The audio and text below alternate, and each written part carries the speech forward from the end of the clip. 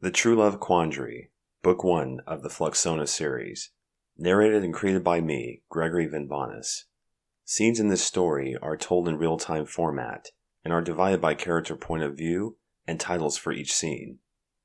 The story starts with the normalcy section. The day now begins, Tuesday, August 16th, 2033, 11:30 a.m. to 12 p.m. Adam Fluxelright point of view. Bland to strange. Normalcy. For Adam Fluxelright, life in reality had been quite stable and regular for as far back as he could remember, at least on the surface. He had assumed that his life was pretty normal, and this gave him a degree of shallow comfort. However, normalcy was becoming increasingly unsatisfying for more reasons than one. Deep down, he was yearning for radical changes. He was yearning for a truer understanding of himself, an expansion of himself. Was there more to life? Was there more to what we call reality? He wondered occasionally. As he typed away at his routine desk job, college life was slowly becoming that of a distant memory. College wasn't always the best fit for him. He enjoyed his studies and had a close group of friends that he associated with, but he never felt that he had that full college experience like many of his peers. They all seemed to know exactly what they wanted out of college and, more importantly, life. Adam got solid grades and internship opportunities, but it still felt so empty. He lacked purpose. He has been a tall and slender guy for as far back as he can remember, sticking out in any given crowd like the sorest of thumbs. His well-mannered and easygoing nature, the byproduct of a rather traditional upbringing, has given him an advantage in many platonic and professional situations. Additionally, his clean-shaven and sharp facial features and jet-black Ivy League haircut with texture like a kind of spiky, silky grass always seemed to attract the more mature and classy women of his college. He dated a few of these women, almost always a few years older than him, but the relationships would fade quietly into the wind as those women felt overwhelmed in the relationship or moved far away to start their post-graduation careers. There was no woman in his life now. Everyone around him was busy getting engaged or at the very least committed to a long-term relationship. They were experiencing true love. He wanted that feeling, and he wanted it badly.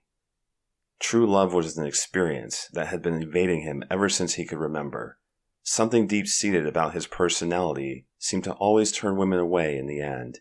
But no matter how hard he thought, he could never figure out why. It was time for a change. It was time to wake up. Strange phenomena that he couldn't quite explain had been occurring with rising frequency, prompting him to deeply introspect over the last few weeks. When it came to certain situations, usually social, he felt as if his surroundings would briefly slow down or speed up randomly, and he had no idea why. Maybe it was just in his head, or he was going crazy. Either way, he knew what he was experiencing was not normal. Relatedly, his confidence wasn't always the best, so when it came to making an important social-related decision, or thinking of a new idea or solution, he would often begin to doubt himself. This self-doubting had to stop, and it had to stop now. Leviatrope, the company Adam has been working for, was a monster. Its headquarters was one of the tallest buildings in the entire megacity of San Francesca. He felt lucky to work for such a massive company. All of that unpaid interning through college definitely paid off. Now, he works on the 21st floor. He's getting up there, but there's still a long, grueling way to go before reaching the top. The ambiance of ringing office phones and professional chatter constantly filled the building's tightly condensed air. Despite the dense number of workers, the building provided everyone, even summer interns, with their own independent workspace of varying shapes and sizes. Most of the male workers wear a plain-colored button shirt with a tie and dark-colored slacks. Less the tie, this outfit was often casual attire for most of them, including Adam. With his lunch break looming around the corner, Adam had been hungrily focused on finishing his final task for the past hour in a feeble attempt to make that clock tick faster. As he was preparing to go to lunch, A young, fashionable coworker named Zach calmly called out, "Hey Adam, there's a package that just arrived for you in the mailroom." Adam nodded his head up in slightly confused acknowledgement before hibernating his computer and gathering a few of his other belongings. A package, Adam thought to himself in befuddlement. He rarely, if ever, received packages at work, so he was a bit surprised as he headed down towards the lobby floor to pick it up. The ride down felt too long. Most people who work at the company took the elevator, which could sometimes cause quite the wait. Suddenly, Adam felt a fuzzy vibration in his right pocket. It was an out-of-the-blue text from his younger brother, Jake Fluxelright, asking how he was doing. He prefers to be called Jacob, but Adam had a habit of calling him by his nickname going all the way back to when they were kids. Whatever the reason for the text, it had to be urgent, shocking, or both. They hadn't spoken in many years, never really seeing eye to eye on many things, so there had to be something deeply motivating him to reach out. The relationship wasn't bad, just different. He was never as ambitious as Adam, and oftentimes, he often found himself involved with the wrong crowd. His life was random, unorganized, and spontaneous. Nothing was stable, including his relationships with the people he cared about. He had dropped out of college and was in and out of jobs, but despite this, he still managed to be independent. He could be an extremely sensitive guy at times, letting his emotions get the better of him. Adam wasn't sure how to respond to the text just yet. He'll do it later. Adam headed towards the rather large Employees Only section located near the receptionist desk in the lobby area.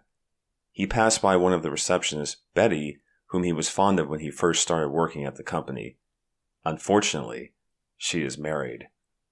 She smiled and greeted him warmly, and he responded in kind. Inside the employee's mailroom, there was a light brown box about the size of an average microwave with his name and company's address on it. The lack of a return address and origin struck him as rather odd. "It's probably from my brother," he confidently thought to himself aloud. Jake was never one who paid that much attention to detail in the past, but at the same time, he never really sent Adam any packages. Maybe this was his way of shyly trying to reestablish a bond after all these years, he thought to himself. With the anonymously sent box tightly tucked under his arm, Adam quickly made his way out towards the parking lot. Betty smiled at him again as he headed out, which he returned in kind. To his delight, he managed to park near the entrance, which meant for a longer lunch break. He had grown quite fond of his four-door hybrid car. It still had that new car luster to it, even though its metallic blue paint had been showing some signs of wear for some time. For Adam, it was more than just a regular car. It was a symbol of achievement. It represented finishing college and starting life as a full-fledged adult. He quickly popped open the trunk and placed the box inside the very back as best as he could. It was a little disorganized inside, to say the least, but this was something he was used to. At last, it was on towards his favorite diner, the Median, to tame his growling stomach. As usual, his alternative and classic rock playlist queued up via the car's wireless sound system. Morning commutes have had a tendency to blur together as he'd get lost in the catchy vocals and rhythms of his favorite artists. As he drove, he calmly began grooving to the rhythms and bobbing his head like a slow-moving bobblehead figurine. While waiting at a traffic light, an older couple in the lane to his right glanced over at him with a sense of endearment as they all waited for the light to turn green. The day now continues, 12 p.m. to 12:39 p.m. Adam Fluxelright point of view. The woman in ruby red. Finally, Adam had arrived at the Median. It seemed a bit busier than usual. Almost all of the parking spots were taken. The Median was quite spacious compared to other diners that Adam had been to. Inside, the diner had a futuristic feel to it, mainly due to the metallic and gray overtones present. The friendly staff, comfortable seating, and distinct home-style food always brought him back again and again. Teresa, the young brunette who works at the front, was typically the first person who'd greet him once inside. Because Adam had been a regular customer, she's known his name by heart for quite a while. "Hey there, Adam. How are you doing today?" she asked politely. "Oh, I'm doing all right," he said plainly. "Looks like your favorite spot is open today," Follow me, she said enthusiastically. Teresa handed him the menu and sat him at a booth where it's possible to partially see the kitchen and observe most of the diner. As he finished ordering his usual order of chili fries, something kept poking his attention at the farthest corner of his eye. He looked farther to his right, which happened to be somewhat near the entrance, to see one of the classiest women he's ever laid eyes upon. Her elegant, ruby-red dress, voluptuous figure, and long, flowy, wavy curly, amber-brown hair were absolutely stunning. He had to approach her. The butterflies in his stomach fluttered sharply, causing a small wave of anxiety. After a few deep exhales, he got himself together and ready to walk over. The walk towards this beautiful woman felt like eons. His heart was pounding, yet he was as determined as one could possibly be at making a lasting first impression. There was a man that she was talking to, however. It was ever so apparent as he got closer to where she was standing. Could this be her boyfriend? He thought nervously as he slowed down his walk.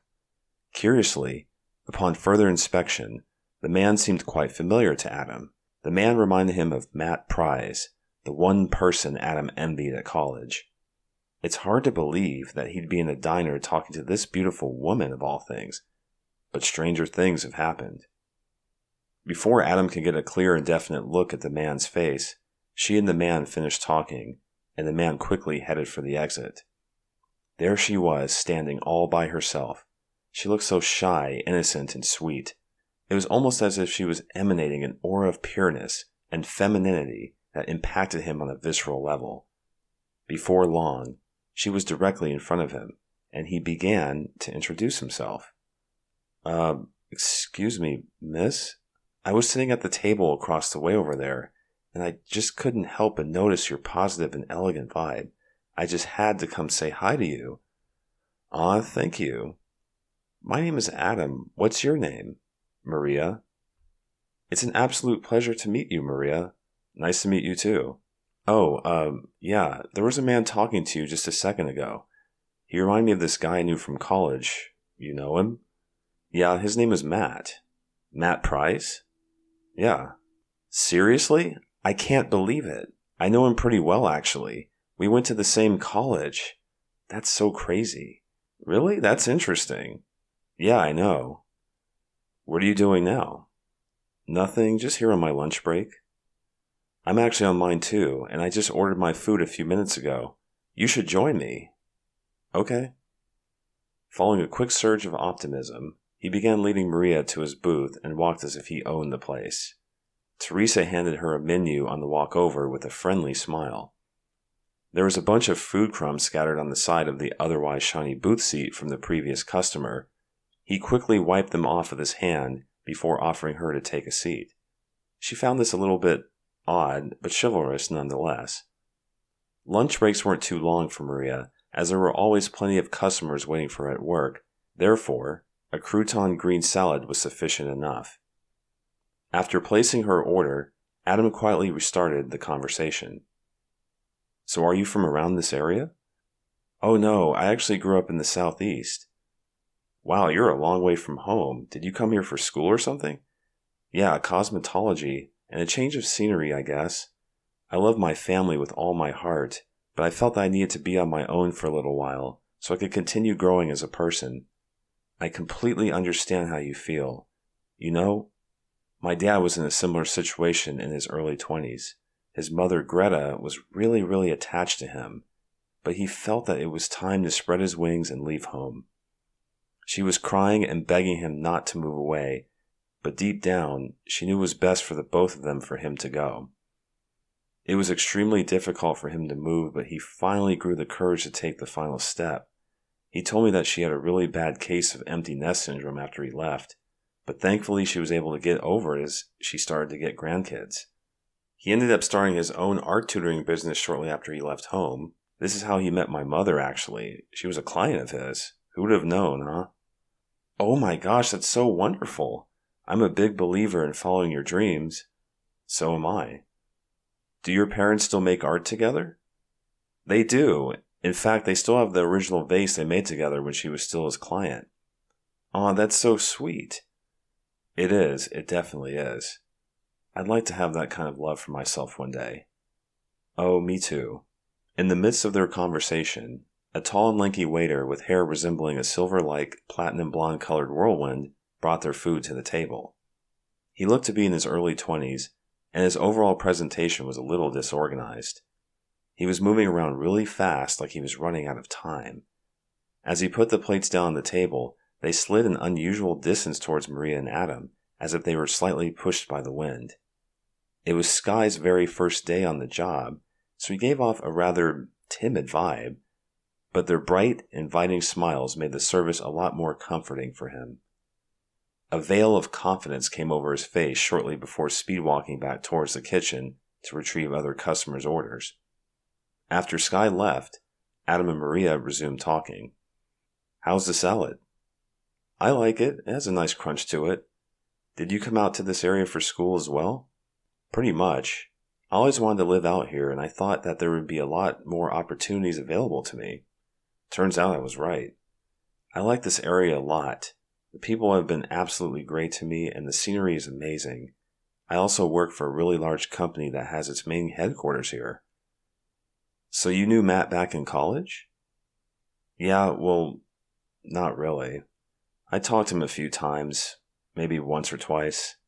I mainly watched him from afar when we had the same classes or when people would tag him like crazy on social media. He was in the most popular social frat in several groups on campus, so he was constantly talked about among students heavy in the social scene. He always seemed to be the life of the party and knew exactly what he wanted in life, and I wanted all that at times for myself." "I see. Well, it does seem like he's doing pretty well for himself. He travels a lot." "That seems great." "Oh, I should be heading back to work. I have some clients scheduled that I need to take care of." "Okay." "I really enjoyed talking to you, Maria. Let's exchange contact info and grab dinner sometime." "Sure. Would you like my card?" "Sure, and here's mine." "Thanks. I'll add you to my contacts on my way back to work. Nice meeting you." "Likewise." Off she went. Her beautiful and bright aura merged with the brightness emitting from the afternoon sky as she exited the restaurant. He immediately scanned over her business card as soon as she was gone. "Maria Flowers, what a beautiful name," he whispered to himself as he added her name and number to his phone's contact list. While he finished up his meal, he pondered the conversation that just unfolded. The butterflies in his stomach fluttered about as he replayed their initial meeting and entire conversation in his mind. But there was only one lagging worry: Matt. Adam sat in concentrated silence and began speculating in his mind. Is she interested in him? Is she dating him? She didn't say one way or the other, but her number was now on his contacts list. That has to be a good sign, right? It has to be. In a fog of infatuation, he slid up from his booth seat with the intention to leave and collided with Sky as he was bringing meals to several customers. The gravity of everyone's eyes was now cast upon them both, especially the two hungry men in suits whose meals now lay on the floor. Sky had the most embarrassed and unusual look on his face as he frantically scrambled to help clean up the disastrous mess. The suited men were clearly unhappy, prompting Adam to apologize immensely to them. He then handed them each money for their inconvenience and as reimbursement for their new meals. After helping to defuse the situation, Adam walked over to the trash can and disposed of his plate on the way out. "Have a good day, Adam," Teresa said gleefully. "You too," he replied. On his way to the car, he noticed a couple embraced and kissing. The woman, in a red dress of all things, was kissing a man that kind of resembled himself across the street. He felt a quick pinch in his chest. Could that be Maria and her boyfriend? Time and his surroundings appeared to slow down for just a few moments. Faint dark blue hues slightly permeated his vision. Thankfully, upon closer inspection, the woman looked nothing like her. His thoughts quickly shifted back towards optimism, as time seemingly felt normal again. Perhaps it was a sign of good things to come, he hoped internally. The door in the driver's side of his car slammed shut. Inside the car, he exhaled in a kind of relief and satisfaction. The bachelor life had been his unintentional mantra since his senior year in college. This could finally be the beginning of a turnaround. At least he hoped. Thoughts and desires for settling down with a good woman had been creeping up and intensifying as time's gone by. He had a really good feeling about this woman. It was like something he knew deep down in his gut. With a renewed optimism that he hadn't felt in years, his body started feeling pleasantly light inside as he turned on the ignition and began pulling out of the parking lot to the watching eyes of a hooded figure shrouded in shadows.